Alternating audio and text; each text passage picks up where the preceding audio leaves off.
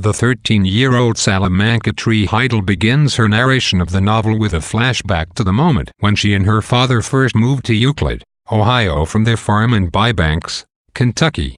Salamanca, Sal for short, is horrified when she sees the small, cookie-cutter houses pressed up against each other and realizes how different this place is from the farm, with its trees, swimming hole, wide-open spaces, cows, and chickens. Her alarm increases when she sees Margaret Cadaver, a friend of her father's who helped him find a job in Euclid.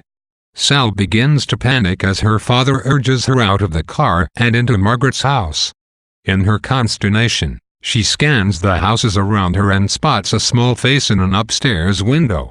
The face, Sal explains, belongs to Phoebe Winterbottom, who becomes Sal's friend in Euclid. Sal flashes back to a point more recent in time, after she and Phoebe became friends, but prior to the moment of narration, when, during a long car trip with her grandparents, Sal told them the story of what happened to her and Phoebe in Euclid. Sal then compares Phoebe's story to a plaster wall in Sal's farmhouse in Kentucky, at which Sal's father had begun chipping away shortly after Sal's mother left her and her father. Sal remembers that on the night she and her father had found that her mother was not returning, he had chipped at the wall all night and found a brick fireplace behind the wall. Sal explains that, as the fireplace was hidden behind the wall, her own story is hidden behind Phoebe's.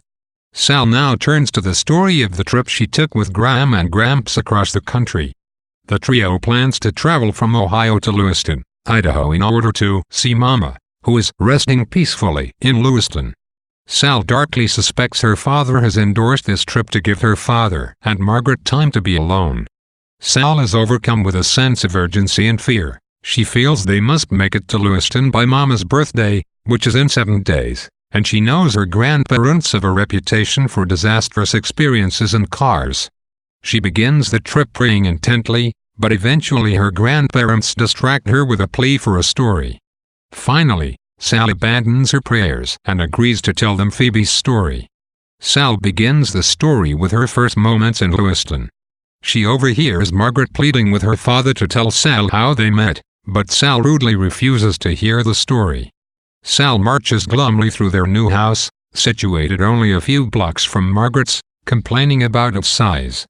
When she starts school a few days later, the other children admire her long, black hair while Sal silently decries her classmates' absurdity and uniformity. After several days, Phoebe introduces herself and invites Sal over to dinner. At this point, Graham interrupts her story, and Sal reflects on her mama's parents, grandmother and grandfather Pickford. Her grandparents Pickford were proper and somber people who never laughed, and Sal recalls moments when, even though her mother usually seemed very different from the Pickfords, her mother worried and frowned as well. Sal returns to Phoebe's story, recalling how glad she was to have an excuse not to eat dinner with her father and Margaret that night. On their way to Phoebe's, however, they pass Margaret's house, where Mrs. Partridge is sitting on the porch. Mrs. Partridge, a wizened and eccentric old woman, beckons to the girls. On the porch, Mrs. Partridge guesses Phoebe's age by feeling her face. Phoebe is unimpressed, telling Sal about a man at the carnival who did the same thing and guessed that Phoebe's father, who was 38, was 52. At home, the girls tell Phoebe's mother about Mrs. Partridge, and this time Sal points out that Mrs. Partridge is blind. While the girls wait for supper, Phoebe tells Sal that she suspects the morbidly named Margaret Cadaver of foul play. Walk Two Moons, with its unlikely, convoluted plot, its tender, humorous voice, and its exaggerated, satiric characterizations, is an example of an adventure or accomplishment romance novel.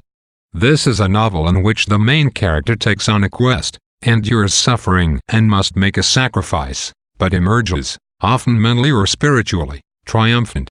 The adventure/accomplishment romance often centers on young adults, and a protagonist's quest, as in Walk Two Moons, and becomes his or her initiation into the adult world. Romances often use plot devices to represent or stand in for internal dramas, and the personalities of characters are condensed and metaphorical. Like most adventure/accomplishment romance heroes, who are usually male, Sal embarks on a risky journey from which she hopes to gain wisdom. Her main companions along the way, Phoebe in the novel's internal narrative and Graham and Gramps in the main narrative, provide humor with their inexplicable and uncontrollable behaviors, which also drive the tortuous plot. Creech establishes the parallel construction of the novel in the first few chapters of the book. Phoebe's story, which is also Sal's story between the time she arrived in Ohio and the commencement of her trip to Idaho with her grandparents, mirrors the story of the trip itself. In keeping with romance's tendency to use characters and narrative events as metaphors, Wak Tu Muns uses this other coherent, self-contained narrative as a metaphor for Sal's quest. Sal uses Phoebe's story simultaneously to avoid and to uncover her own narrative. Sal's quest, which involves traveling halfway across the country, involves no more and no less than coming to terms with her own story. Graham interrupts Sal's tale with her own reminiscences, and the three travelers pull into a rest stop. Sal, who wants to hurry onward as quickly as possible, recollects 2 times in the recent past when her grandparents were arrested during road trips. In the rest stop, Gramps spies a woman timidly examining the engine of her car.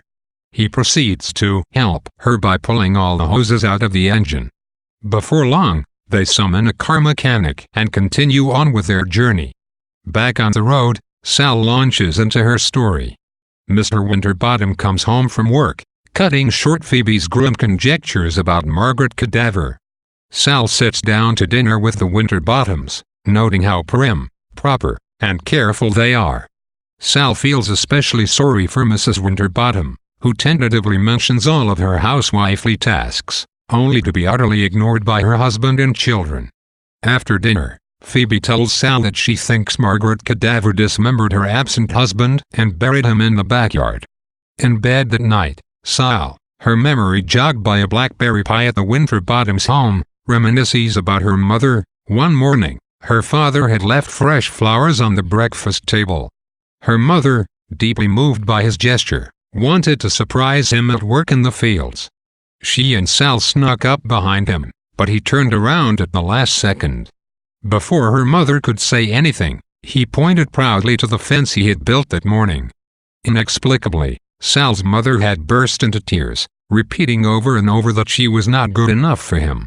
The next morning, Sal's mother had put bowls of freshly picked blackberries out on the breakfast table, and, when her father kissed her in thanks, she timidly asserted that she was almost as good as her husband. The 3 travelers crossed the border into Illinois. Graham looks at Lake Michigan with longing, and, despite Sal's worries about time, Gramps drives down to the shore for a break. That night, Sal tries to imagine what it will be like in Lewiston, but instead her mind lingers stubbornly on the past. She recalls that before her mother left, Sal had understood the entire world based on cues from her mother, taking on all her mother's moods. When her mother had left, Sal felt no emotions for almost 2 weeks, until the sight of a new calf made her realize, with some surprise, that she could have emotions independently of her mother. The next day, back on the road, Sal reflects on their trip itinerary. They are following the path her mother took on her trip to Lewiston. The next day, Sal resumes Phoebe's tale. Sal and Phoebe are alone at Phoebe's house on a Saturday morning and about to walk down the street to a friend's house when the doorbell rings. Phoebe, who suspects that the stranger at the door might be a lunatic with a gun, opens the door timidly. The young, dark-haired boy asks for Mrs. Winterbottom, and Phoebe, afraid to let him know that she and Sal are there alone, closes the door and walks through the house, calling for her mother. Unable to keep up this ruse, she returns to the door and tells the boy her mother is actually out. She asks him if he wants to leave a message, but he declines, turns around, and walks away. Once he is out of sight, the 2 girls race over to their friend's house. Sal's narrative demonstrates the way in which the present itself is riddled with memory and the way in which physical objects are loaded with metaphorical and narrative significance. The memory of her mother and the blackberries is a story buried within other stories.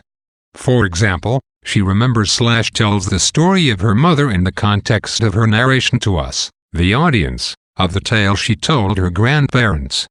Within the tale she is telling her grandparents, she ate the pie that triggered the memory.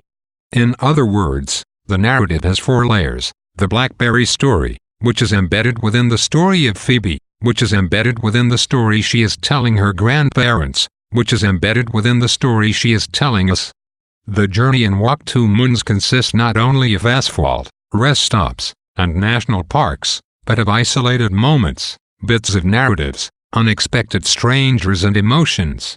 The past does not merely proceed and lead up to the present, it bubbles up into the present as Sal struggles to make sense out of past experiences that haunt and confuse her. Similarly, objects come to stand for entire memories, emotions, anecdotes, and characterizations. The blackberries, simple enough as a small breakfast treat, take on much greater significance when embedded within the larger narrative. They give us a glimpse into the fears, inadequacies, and frustrations that Sal's mother felt in her life on the farm in Kentucky. Objects themselves carry, contain, and symbolize Sal's past and prefigure her hazy understanding of her future. Like the heroes of many young adult novels, Sal feels wary of adults and more comfortable with other young people and the elderly. Sal resents her father for his interest in Margaret. She watches the conventional Mr. and Mrs. Winterbottom with pity and fascination. She dreads Margaret, and she cannot help but feel that at some level, her mother has abandoned her. Sal is on the brink of her own adulthood. Her world is changing as she grows older, but she does not fully understand or fully trust the adult world toward which she is moving. Her break with her mother symbolizes that Sal has begun to leave behind childhood. Before her mother left, Sal explains, she took all her emotional cues from her mother, but 2 weeks after her mother's departure, Sal found, to her surprise, that she was capable of feeling emotions for herself. Sal is moving toward adulthood, but reluctant to leave the past. She longs for the farm, she resents the town, she fumes at her father and Margaret. She embarks on a long cross-country journey with a childish hope that she will be able to bring her mother back. Phoebe and Sal visit Mary Lou's house, which is chaotic and wild with children. Sal remembers seeing Mary Lou's parents at a school event and being secretly envious of the way they had participated in all the games. The girls sit in Mary Lou's bedroom with her cousin, Ben, and discuss the lunatic. Ben teases Sal about her name and her long hair, and as she is leaving the room, much to Sal's surprise and consternation, he kisses her collarbone.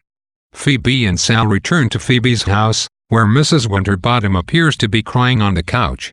Phoebe quickly tells Mrs. Winterbottom about the lunatic. Mrs. Winterbottom worriedly tells Phoebe not to tell her father. When the 2 girls walk outside, they find an envelope on the doorstep with a message inside. Don't judge a man until you've walked 2 moons in his moccasins. Mr. Winterbottom comes home, and the family looks at the message with worried perplexity. Graham, Gramps, and Sal arrive in Madison, Wisconsin. They stroll around the town, enjoying the scenery and eating ice cream. Sal feels uneasy, still longing to be on the road, rushing toward Lewiston.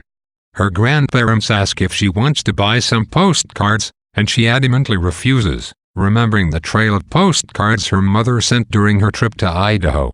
They continue on, only to be diverted by the Wisconsin Dells, a theme park featuring Wisconsin's Native American heritage. Sal walks around with Graham, ruminating on her own Native American heritage and the fact that she prefers the phrase American Indian to Native American. While she and Graham watch some dancers, Sal dozes off. When she awakes, Graham is no longer beside her, and she panics, fearing that they have abandoned her and that eventually everyone, like her mother, will abandon her. She calms down, however, when she realizes that Graham has merely donned a headdress and joined the dancers. The travelers reach Minnesota, and Sal continues Phoebe's story. Soon, another message appears on Phoebe's doorstep, reading, "Everyone has his own agenda." The girls, uncertain of the meaning of agenda, try to decipher the message at Mary Lou's. Later, they go with Mary Lou's brothers and Ben to the store. On the way, one of the young boys runs into Sal, knocking her over into Ben's arms. Ben holds onto Sal, and although she demands that he let her go, she finds herself shivering slightly at his touch. At the store, Sal sees the lunatic, and begins to feel a little frightened. On the way home, Ben starts to tell the girls that they should not call the other boy a lunatic, but does not explain himself. Then he accuses Sal of flinching whenever anyone touches her. He uses this as an excuse to hold her arm, and Sal works hard not to flinch at his touch. He then asks where her mother is, and touches her again, causing her to flinch. Sal, bothered by Ben's comments, recalls hugging her mother, snuggling with her in bed, and pretending that they were on a raft floating away down the river. Ben touches Phoebe, who also flinches, and Sal starts to wonder if Sal used to pull away from her mother the way that Phoebe pulls away from Mrs. Winterbottom. As they arrive at Phoebe's, Margaret Cadaver pulls up and, despite Phoebe's protests, enlists Ben's help in unloading the contents of her car, which include X. Inside, Phoebe shows Mrs. Winterbottom the second note. At home that night, Sal asks her father what it means if a person flinches when someone touches him or her. Her father, eyes red from crying, pulls her to him and hugs her. The travelers are closing in on the South Dakota border, but Gramps sees a sign advertising a national monument at Pipestone, Minnesota, and pulls off the interstate. At the monument, another tribute to, as Sal would have us say, American Indian culture, they learn how American Indians made pipes from stone and they try smoking from a pipe. Sal irrationally feels her mother is disappearing with the smoke. At the motel that night, Gramps plumps up the bed and repeats his nightly mantra, "Well, this ain't our marriage bed, but it will have to do." Sal then recalls the story of Gramps and Graham's marriage. Gramps had met Graham when he was 17 and had fallen in love with her immediately. He followed her around incessantly and finally asked her to marry him. Graham, strangely, asked him about his relationship with his dog, and judging from how warm and gentle Gramps was with his beloved beagle, Graham determined that he would be a good and loving husband and agreed to marry him. They were soon married, and on the day of the wedding, Gramps' father and brothers secretly carried Gramps' parents' bed, in which he and his brothers had been born, into the new little house they had built for the newlyweds. Gramps avows that he will die in that very bed, and Sal finds herself wondering if she will ever have such a marriage bed. As Sal and her grandparents draw closer to Lewiston, Idaho, and as Phoebe's story unfolds, we get an increasingly clear picture of what is missing from the narrative. We learn the reason why Sal's mother left them, the reason she went to Lewiston, and what happened to her in Lewiston. Sal's stories circle around that moment and center on this knowledge. She narrates family history. She narrates moments from her life in Kentucky with both of her parents. She narrates the events in Kentucky and Ohio taking place after her mother left, but does not narrate her mother's departure and trip. The string of postcards her mother sent draws a maddeningly incomplete and inconclusive trail between her departure and the events in Lewiston that serves only to intensify our desire for this narrative, the heart of the story. Sal's own refusal to narrate the story indicates that the uncovering of this story is the goal of her quest. The stories she tells and the misadventures she has on the way are merely leading up to her ultimate confrontation with this painful story. Sal tells her grandparents about Mr. Berkway, her English teacher. Mr. Berkway is a passionate and energetic teacher who, on the first day of class, collects the journals his students wrote over the summer. Sal, a new student, did not write in a journal, and feels relieved as she watches her classmates warily hand their journals over to their teacher. The journals, Sal tells her grandparents, later cause a great deal of trouble. That weekend, Phoebe and Sal watch from Phoebe's upstairs window as Mrs. Cadaver works vigorously in her backyard garden. Suddenly, much to the girls' surprise, Mr. Berkway drives up and begins helping Mrs. Cadaver dig up and transplant a rhododendron bush. Phoebe feels certain a dead body is buried underneath the uprooted bush. Sal goes along with Phoebe's slander of Mrs. Cadaver, thinking with resentment of how happy her father seems when he is with Mrs. Cadaver. Phoebe's mother, who again appears to be crying, arrives at home.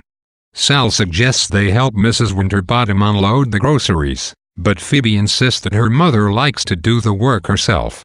Sal wonders how Phoebe can remain blind to the fact that Mrs. Winterbottom is unhappy. Later, she observes Mrs. Winterbottom ask her other daughter, Prudence, if she leads a tiny life.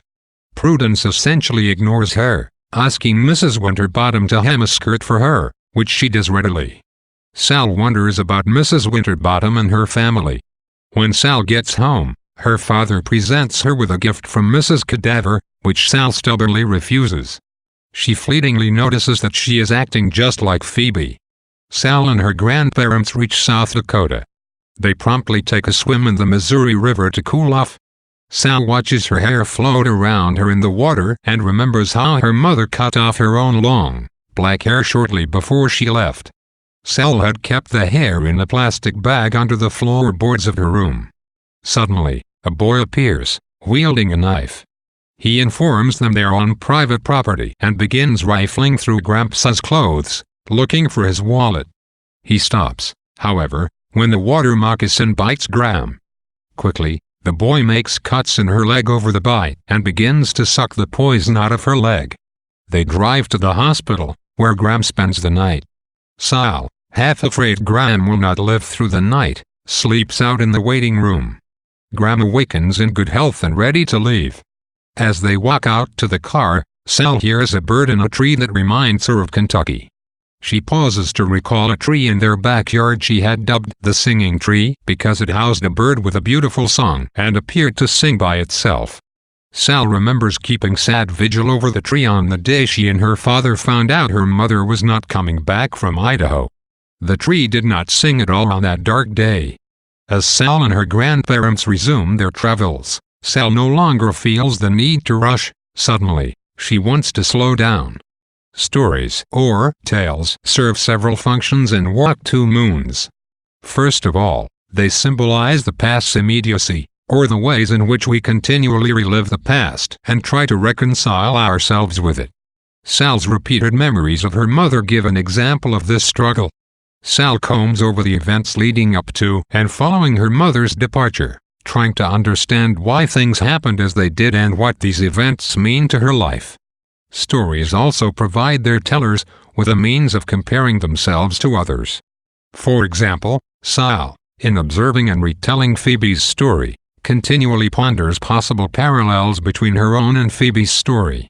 Sal wonders if she treated her mother the way Phoebe treats Mrs. Winterbottom, and she sees herself unwillingly mimicking Phoebe's inconsiderate treatment of Mrs. Winterbottom when Sal rejects Margaret Cadaver's gift.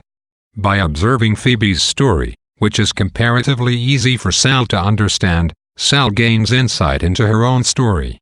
Next, stories act as a sort of currency between characters and often indicate the nature of the relationships between characters. Sal willingly shares her story with her grandparents and gladly listens to theirs. On the other hand, she refuses to hear Margaret Cadaver's story or her father's story, and in fact, Sal and Phoebe willfully misinterpret Margaret Cadaver's story, attributing her with grisly and murderous acts. At this point in the novel, Sal can share only part of her story with Ben. Sharing one's story with someone means sharing oneself with that person and trusting him or her. Refusing to share or accept stories serves as a repudiation of that person and/or an attempt to guard oneself. The students in Mr. Burkle's class, who feel such reluctance and trepidation at being asked to give up their journals to him, understand exactly what a risk it can be to share stories with another person. Phoebe, worried that Sal has not yet told her father about Mrs. Cadaver, asks Sal what she will do if Mrs. Cadaver murders her father. To her surprise, Sal finds herself saying that she will go and live with her mother, even though she knows this is impossible. At Phoebe's, the girls find Mrs. Winterbottom hacking glumly at a pan of burned brownies. Both Phoebe and Prudence become frustrated with Mrs. Winterbottom's attempts to help them with their problems. Phoebe finds another note on the doorstep, asking them, in the course of a lifetime, what does it matter? The message seems to strike a chord with Mrs. Winterbottom, but her daughters do not notice the change in her demeanor. Sal walks home, musing that Phoebe's and Prudence's problems do not matter in the course of a lifetime, but the way they are treating their mother does. Sal pauses in her double narrations to tell the reader about the events leading up to her mother's departure. She begins by describing her father's character, saying that he's pure of heart, considerate to a fault, and loves the earth and the outdoors. Sal remembers that shortly before her mother left, Her mother was berating herself for not being as selfless as her father and stated that she had to leave to clear her head and balance herself. Sal admits that her mother was not well, having undergone some stress and shock that Sal does not at this time describe. Her mother left Sal a note promising her speedy return, and Sal describes the tense and empty days following her departure. When they found out her mother was not returning, Sal's father flew to Idaho, and upon his return put the house up for sale, feeling that Sal's mother was too painfully present in the house and the farm. He also began to correspond with Margaret Cadaver at this time. Sal, outraged and secretly hoping that her mother would return to the farm, threw tantrum after tantrum, but, eventually, when her father agreed to rent the house instead of sell it, she acquiesced and drove with him to Ohio. On the ride up, Sal found herself, like her mother, wishing her father were not so perfect so that she could blame someone not her mother for what had happened. Sal, at Phoebe's urging, tries to warn her father about Mrs. Cadaver. Her father is glad Sal wants to talk about Mrs. Cadaver, but listens skeptically to Sal's worries. When her father offers to explain about her, Sal refuses his explanations. In English class, Sal finds herself daydreaming about the afternoons her mother would read stories, often Native American, to her in the fields. After class, Mr. Berkway assigns Sal a mini-journal. As Sal and Phoebe are walking home, they find themselves face to face with a lunatic. Screaming, they run to Phoebe's house and rush inside. Mrs. Winterbottom tries to calm them, but looks just as frightened as Phoebe. In her mini-journal, Sal writes about a habit she picked up from her mother. Sal had been watching her mother one morning from her bedroom window. Her mother, thinking no one could see her, popped a couple of fresh blackberries in her mouth and threw her arms around and kissed a tree. Later, Sal had crept up to the tree, on which she thought she could see a small purple stain from the blackberries. Sal kissed the tree, and, since then, often kisses trees, which, she writes, always taste faintly of blackberries. The next day in English class, they read E. Cummings's The Little Horse Is Newly, and Sal enjoys ruminating on the newborn colt's first experiences and sensations. After school, Ben uses a spurious claim that he can read palms to trick Sal into letting him hold her hand. Sal, shocked at her body's pleasant reaction to his touch, storms off without a word. Ben trails her, and when he leaves her at Phoebe's doorstep, he kisses her ear. Inside, Sal finds Phoebe worrying about a note from Mrs. Winterbottom telling her to lock the doors. Notes for Prudence and Mr. Winterbottom rest on the table. As the other members of the family come home and open their notes, the family finds that Mrs. Winterbottom has gone away for a few days without any substantive explanation. Phoebe flies into a panic, certain that the lunatic is responsible for her disappearance. At home, Sal relays this turn of events to her father, who tells Sal sadly that usually people come back. Sal hopes wildly that his words might mean that through some miracle, her own mother will come back. Written messages appear throughout the novel, buried within its different narratives, as alternatives and companions to storytelling. Sometimes they offer an alternative to speech, as when both Mrs. Winterbottom and Sal's mother leave notes announcing their departures. These letters demonstrate the difficulties inherent in verbal confrontation and in interpreting the stories of others. Both Sal's and Phoebe's mothers cannot bring themselves to say goodbye to their daughters and leave notes instead, but both girls pore over the notes, struggling to understand their meaning and significance. Sometimes, as in the case of the notes left on Phoebe's doorstep, written language intentionally mystifies, while at the same time adding to or encouraging verbal discourse. The stranger's messages on the doorstep mystify Phoebe's family members, but find their way into the family's thoughts and vocabulary. The messages and letters feed, drive, and enrich the verbal narrative. The next day at school, Sal watches in sympathy as Phoebe, so obviously sad and worried, tries to act normally. In English class that day, Mr. Berkway has his students draw their souls in 15 seconds. The class is surprised by how similar the drawings are. Each has a central, basic shape with a design in the middle. Sal and Ben discover that they have made the same drawing, a circle with a maple leaf inside. Sal spends the night at Phoebe's, and in the morning looks on as Phoebe tries to convince Mr. Winterbottom that she is too sick to go to school. Everyone rushes around, clearly missing Mrs. Winterbottom's presence. Sal remembers that her household felt the same way when her mother left. At school, Phoebe finds herself lying to her friends about Mrs. Winterbottom's whereabouts and snapping at Sal when Sal tries to comfort her. Still sympathetic, Sal recalls the times she has lied rather than divulge what has happened to her mother. On the way home, Sal silences the friends trying to pry more information from Phoebe by repeating the message stating that everyone has their own agenda.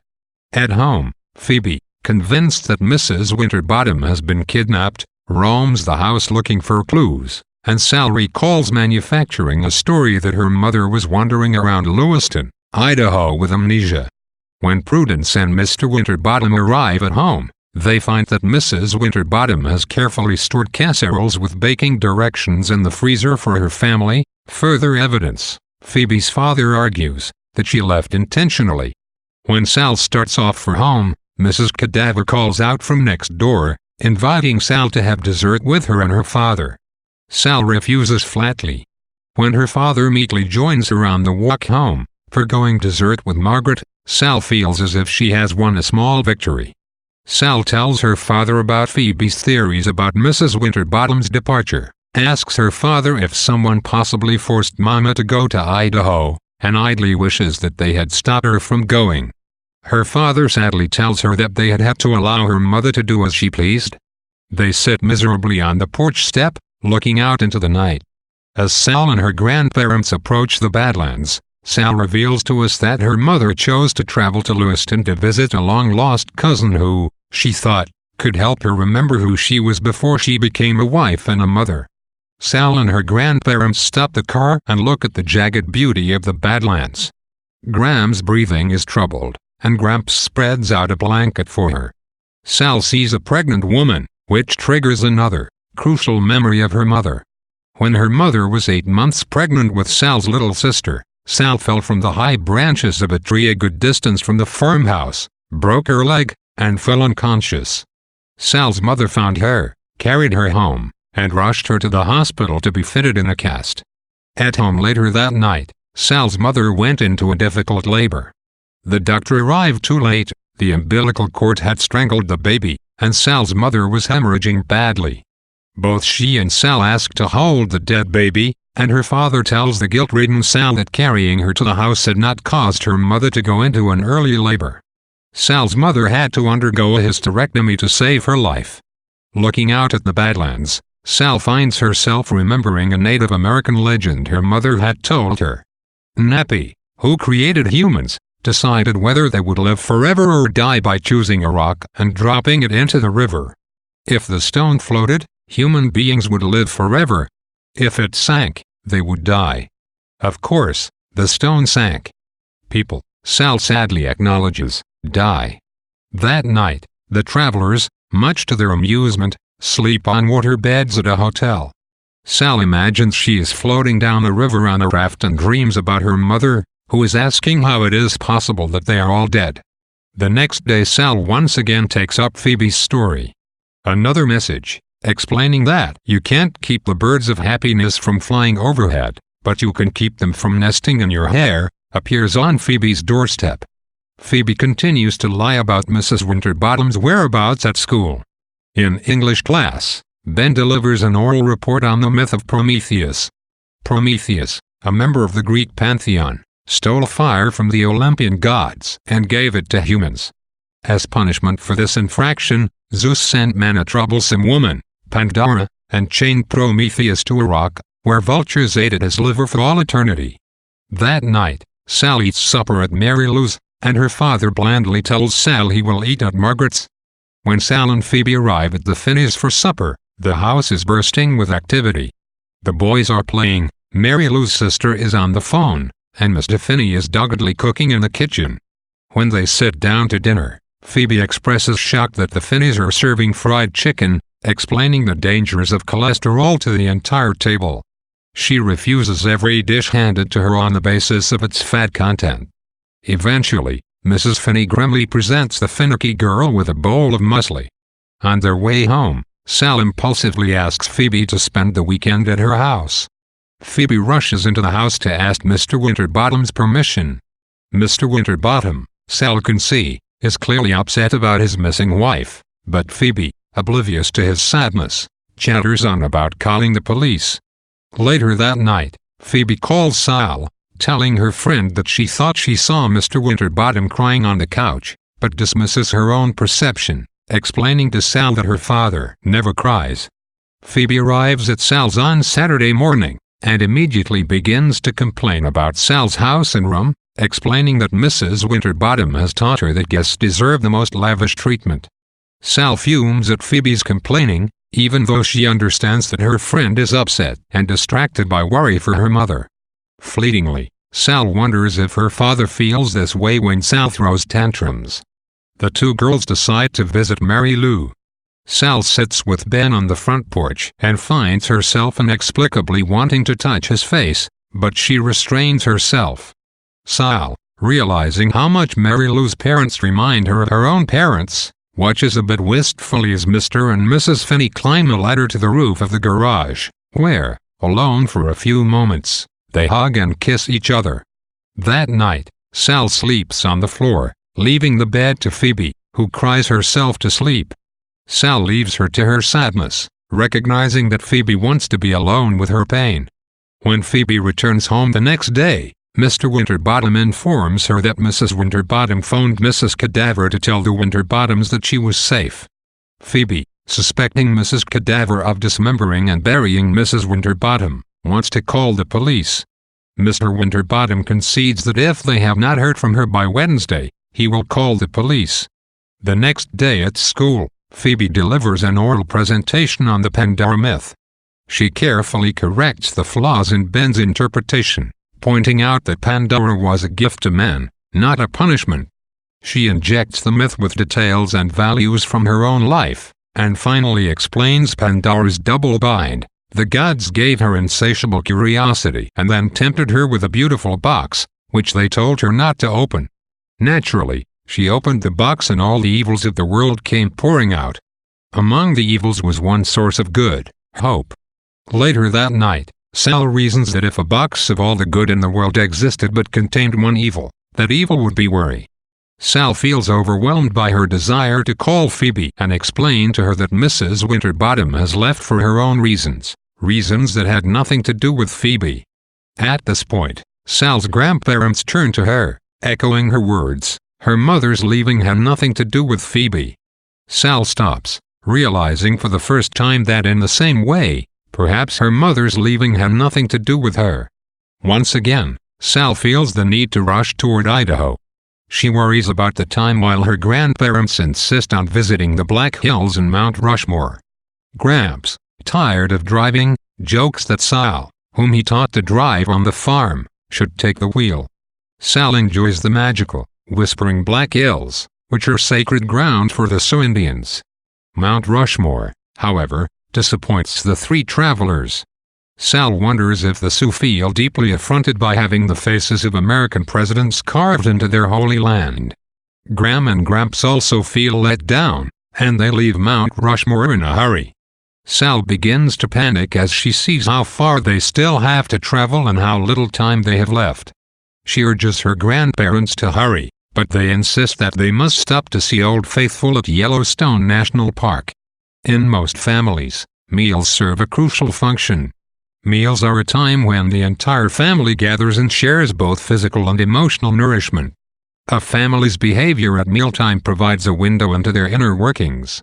The Finney's meals, characterized by chaos, noise, horseplay, and delicious but fattening food, contrast sharply with meals at the Winterbottoms' home or at Sal's.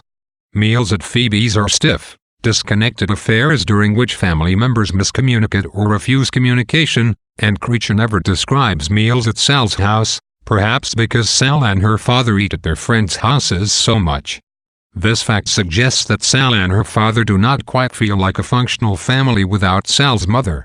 The Finneys give us a picture of the family life that Sal suggests her parents wanted. They're loving, messy, spontaneous, and enthusiastic. The Winterbottoms depict a version of the family life that Sal and her parents experienced just before her mother left. The members are withdrawn, caught up in and confused by their own sadness. Sal and her father stand in limbo somewhere between these two familial poles. Sal, like Phoebe, flinches when she is touched. She and her father seem to be together fairly rarely, and their times together are characterized by the sadness and distance typical of the Winterbottoms. At the same time, Sal remembers a time when her family was like the Finneys, and, though she feels resentful of and distant from her father, she makes consistent efforts to communicate with him. One day in class, Mr. Berkway reads Longfellow's The Tide Rises, The Tide Falls, which tells the story of a man traveling at night by the sea who mysteriously disappears. The students discuss their interpretations of the poem. Sal, for one, is sure the man died, and Phoebe follows her lead, arguing that the man was murdered.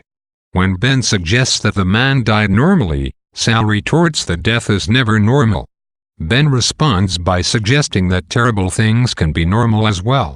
Upset by the poem, Sal and Phoebe race to the police station after school. Phoebe shows the skeptical Sergeant Bickle the evidence she has collected. Mr. Bickle calls Mr. Winterbottom, who takes the girls home. Phoebe insists to Mr. Winterbottom that Mrs. Winterbottom is the victim of foul play, explaining that Mrs. Winterbottom loves Phoebe too much to leave her without any explanation. At this, to the girls' shock, Mr. Winterbottom begins to cry. One night, after Mrs. Cadaver has left to work the late shift, Phoebe and Sal sneak into Mrs. Cadaver's darkened house. Inside, they find Mrs. Partridge, reading in the dark. When they turn on the lights, the girls are taken aback by the room's unusual furnishings. Phoebe observes the room intently, cataloging suspicious items. As the girls are leaving, Mrs. Partridge tells them that she has met Phoebe's brother, but Phoebe, perplexed, insists that she does not have a brother. On their way home, Sal, remembering her own mother, tries to tell Phoebe that Mrs. Winterbottom may have wanted to leave, but had not been able to explain why she wanted to leave to Phoebe. She goes so far as to suggest that Mrs. Winterbottom might not come back, and Phoebe silences her vehemently. Sal lays awake that night, thinking of how she used gifts and objects to remember her mother after she was gone, and musing on the Longfellow poem and Mr. Winterbottom's tears. The next day, another note, bearing the message, "We never know the worth of water until the well runs dry," appears on Phoebe's doorstep. Before school, Sal and Ben are talking at Ben's locker, and Sal almost kisses him, but misses him and ends up kissing the locker. In English class that day, the students discover, much to their horror, that Mr. Berkway intends to read excerpts from everyone's journals to the rest of the class. He changes the names used in the journals and hides their covers, but everyone can tell who is writing and about whom he or she is writing by the writer's language and topic. One by one, students burst out in anger at each other, as Mr. Berkway, enjoying the honesty or conflictual emotions of the passages, reads out from journal after journal. After school, Phoebe and Sal run to the police station once again with a new message and the clues in Mrs. Cadaver's house. Sergeant Bickle leads Phoebe out of his office, and Sal idly glances over the pictures on his desk.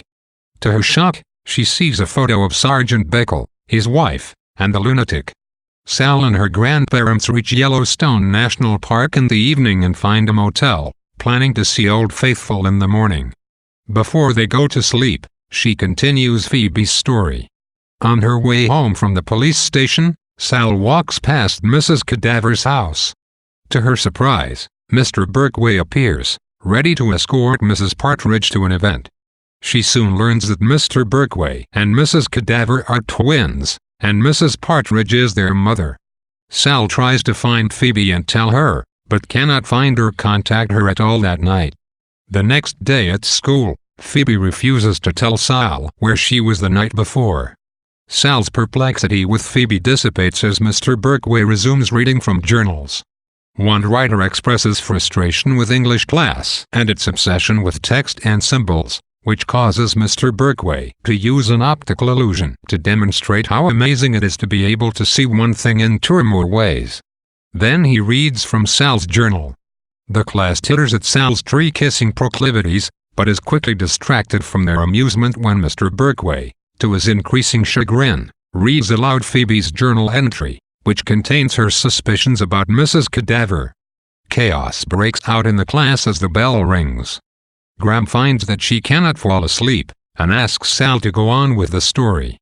That evening, Sal rushes over to Phoebe's house, but before she can tell her that Mr. Berkway is Mrs. Cadaver's brother, Mr. Berkway himself appears at the Winterbottom house with Phoebe's journal in hand. He apologizes to her for reading her journal aloud and proceeds to explain that Mrs. Cadaver is his sister and that her husband died in a car accident that also blinded Mrs. Partridge. Margaret, he sadly adds, was the nurse on duty at the emergency room the night of the accident, and had tried to treat her husband and mother. When Mr. Berkway leaves, Sal reveals to Phoebe that the lunatic is Sergeant Bickle's son. They devise a plan, and Sal goes home. That night, Sal lays awake, imagining what Mrs. Cadaver had felt when the ambulance brought her husband and mother to her in the emergency room. The words of the mysterious messages permeate her visualization. When Sal wakes, she finds that her grandmother spent the whole night lying awake, but is still determined to see Old Faithful. When they reach the geysers roped offside, Graham, in her eagerness to get a better look, begins to climb onto the ropes, but is stopped short by a ranger. Together, they watch as the geyser builds up energy and sprays into the sky, causing the ground beneath them to rumble and a fine warm mist to cover them. Graham delightedly lifts her face to the mist, and, as they are leaving, breaks out into tears of happiness at having finally seen Old Faithful. As Sal and her grandparents drive across the mountainous roads of Montana, Sal is overcome by the wild beauty of the land and by terror as they climb the steep and vertiginous hills. To squelch her fear, she continues with Phoebe's story, determined to finish it that day. Phoebe and Sal plan to locate and talk to Sergeant Bickle's son, and through him, find Mrs. Winterbottom. The next day at school, Mr. Berkway apologizes to the class for reading their journals aloud and sends them to the library. In the library, Ben and Sal flirt bashfully, and Sal futilely tries to remain still long enough for Ben to kiss her successfully. After school, Phoebe calls all the Bickles in the phone book until they determine which number belongs to Sergeant Bickle. Later that night, Sal calls the Bickles, pretending to be a friend of his son's, and manages to get his son's name and address from him. Mike Bickle, they find, studies at a university not far from their homes. When the girls arrive at the bus stop the next morning, they find Ben waiting for the bus as well. He explains that he is going to visit someone at a hospital in Chanting Falls, and the girls quickly lie that they are visiting a friend at the college there. As they ride the bus together, Sal, who is sitting next to Ben, enjoys feeling Ben's arm press up against hers. At the university, the two girls, feeling absurdly out of place, timidly ask for Mike Bickle's room number at the front desk of his dormitory. The man promptly gives them the number, but the two girls panic and run outside. Outside, however, they find the lunatic himself sitting on a bench with Mrs. Winterbottom. Text and story do not always, as Mr. Berkway would have us believe, lead to experiment with other perspectives and gain greater personal understanding. Phoebe repeatedly demonstrates how texts can be willfully misinterpreted and can lead one further from the truth instead of closer to it when she melodramatically interprets the messages on her doorstep as clues about Mrs. Winterbottom's kidnapping or murder. However, Sal finds herself practicing the lessons she learned in English class and the lesson contained in the messages when Mr. Berkway reveals part of Margaret Cadaver's story to her and Phoebe, and Sal later finds herself identifying with Margaret's grief and horror. The revelation of Margaret's past has a double significance to the narrative. First, it plays a role in Phoebe's search for Mrs. Winterbottom, closing off one potential explanation for her disappearance. Secondly, Mrs. Cadaver's experience affects Sal's own narrative. She can no longer so easily dismiss, belittle, and ignore Margaret.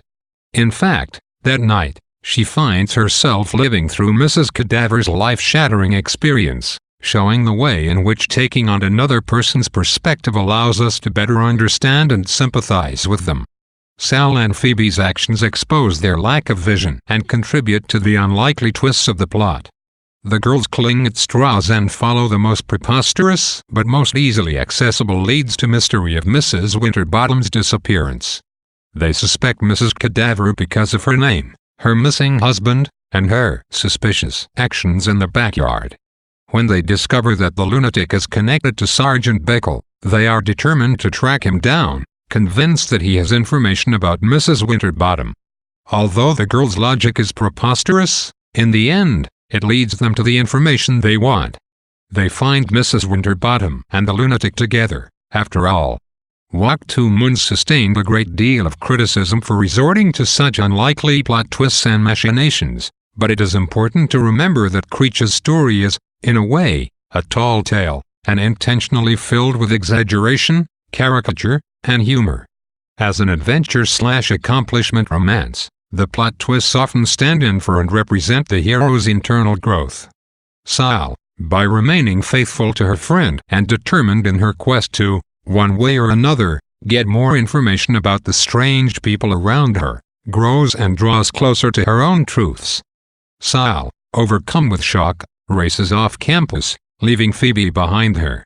She accidentally runs past the bus stop and finds herself at the hospital. On impulse, she asks the receptionist if she can see Mrs. Finney, Ben's mother. The woman informs her that Mrs. Finney is in the psychiatric ward, and only family members can visit her. She suggests Sal look for her on the back lawn. There, Sal finds Ben and his mother sitting on the lawn. Ben tries to introduce Sal to her, but she hardly seems to notice Sal, and even stands up and begins to walk absently around the lawn, reminding Sal of her mother after she lost the baby. Finally, Sal decides to leave, but her eyes meet Ben's, and the two lean forward to kiss each other. Sal finds a disgruntled Phoebe waiting at the bus stop. Phoebe describes watching Mrs. Winterbottom and the lunatic sitting on the bench, laughing, and spitting into the grass, an act that disgusts Phoebe and causes her to decide that Mrs. Winterbottom does not need her after all. At home, Prudence tells Phoebe and Mr. Winterbottom that Mrs. Winterbottom has phoned, saying that she and a guest will come home the next day. Mr. Winterbottom becomes upset, demanding to know more about this guest, but Prudence only knows that the guest is Amon. Phoebe storms into her room. That night, Sal tells her father about the developments in Phoebe's story and wishes that her mother, like Mrs. Winterbottom, would come back. The next day, Phoebe calls Sal, begging her to come over and be with her during Mrs. Winterbottom's return. Sal reluctantly agrees. At Phoebe's house, Mr. Winterbottom and Prudence are racked with worry, fussing nervously over the house itself. Finally, Mrs. Winterbottom arrives at the door. She is a changed woman, she has a stylish short haircut, and she is wearing makeup and stylish, casual clothes. Behind her is Mike Bickle, the lunatic. Mrs. Winterbottom begins crying in confusion and anguish, and soon explains to her family that Mike is her son, whom she bore when she was young and whom she gave up for adoption. She is distraught that she is not as respectable as her family thinks, but Mr. Winterbottom repeatedly insists that he does not care about respectability. He is visibly upset, but graciously welcomes Mike into the family. Phoebe grabs Sal's arm and storms out, and the two girls almost collide with Mrs. Partridge, who is leaving a message on the front stoop. Sal and her grandparents reach Idaho, and Sal begins to believe that they will indeed reach Lewiston on the next day, her mother's birthday. Graham's voice and breathing sound troubled, and Sal and Gramps begin to worry about her. At Graham's prompting, Sal launches into the end of Phoebe's story. On the stoop, Mrs. Partridge explains that she has been leaving the messages, which Margaret writes for her, out of a sense of fun. As Mrs. Partridge returns to her home, the two girls walk to the street. Gathering their courage, they spit into the street. Phoebe turns and walks back into her house, and Sal, following Phoebe's lead, turns and walks into Mrs. Cadaver's house. After Mrs. Cadaver tells Sal how she met her father, Sal returns home, where Ben is waiting for her. Ben has bought her a chicken, which he tells her, after kissing her, he has named Blackberry. Sal, having finished her story, sits back, but then worriedly notices how ill Graham looks. The car speeds toward Lewiston. Troubled mothers haunt the pages of Walk Two Moons. Sal's mother, we know, felt inadequate next to her husband and was deeply troubled by her miscarriage and hysterectomy. Phoebe's mother not only feels troubled by the way in which her family never seems to notice her, but by her stifling desire to hide her past in order that she appear perfect to her family. Ben's mother, though the novel does not tell us the source of her problems, floats absently through the lawn at the mental hospital, reminding Sal of her own mother. The fathers in the novel seem troubled in their own ways. Mr. Winterbottom is emotionally withdrawn and rigid. Sal's father is clearly still grieving over his wife, but not to the point of emotional breakdown. Thus, Creech suggests that the mental strain of being a wife and mother exceeds the strain of being a husband and father, or that this strain arises from a wife and mother's tendency to define herself only in terms of those two roles. The Finneys provide an exception to these patterns, but, significantly, Mrs. Finney, Mary Lou's mother, works. Both Sal's mother and Mrs. Winterbottom endured problematic births. Sal's mother lost her baby and nearly lost her life in childbirth, and Mrs. Winterbottom bore an illegitimate son whom she had to give up for adoption.